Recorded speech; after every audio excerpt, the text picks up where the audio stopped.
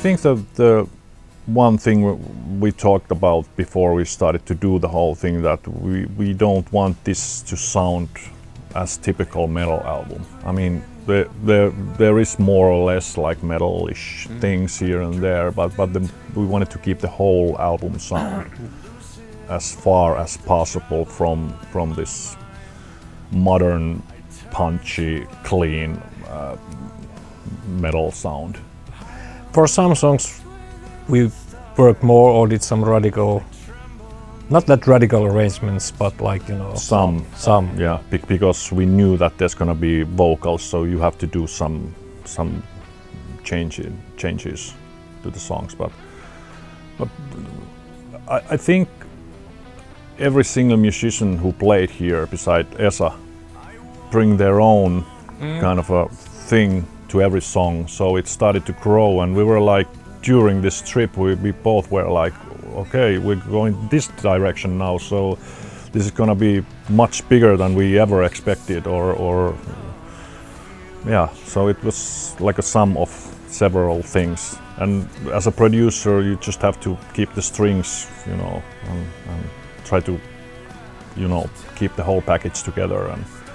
But like I said, it was all the time fun, so it was pretty easy anyway. Yeah, like all the songs were like rough demos.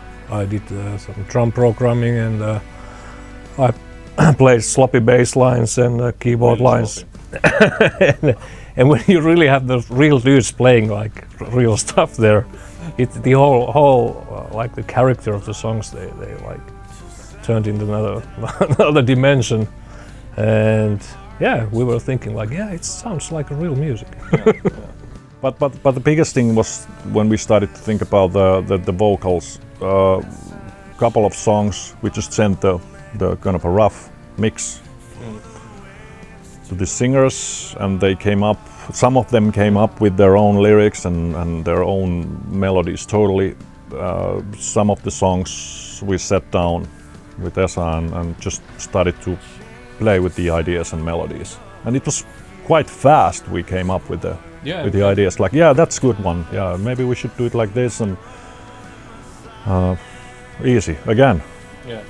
So I mean, those cases where we wrote the melodies together, when we got the for example, Storm, can we say the singer here? Yeah. Yep, so. Yeah, I mean, when Håkan recorded his vocals at his home with his brother, he sent the first takes, and we listened, and we wanted to change something. Of course, you have to call and talk about the ideas. It's totally different situation than when you're actually in the production situation.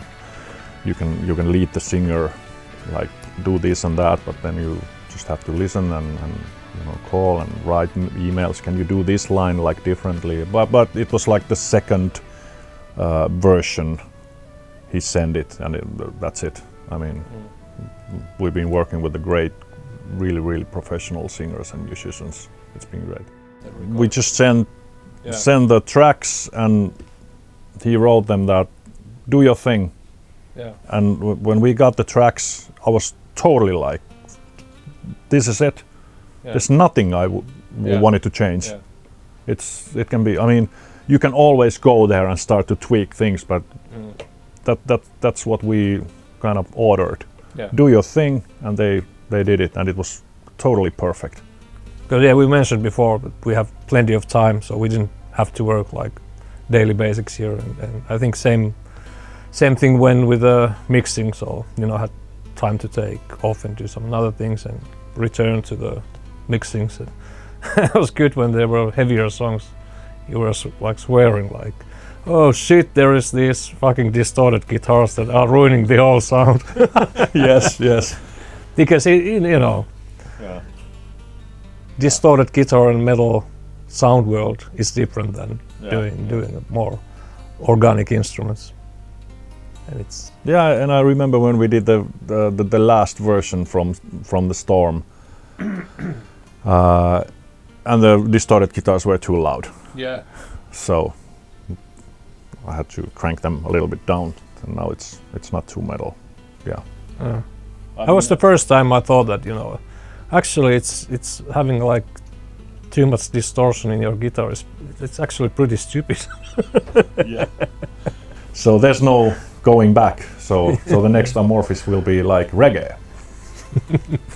I didn't meant that. Okay.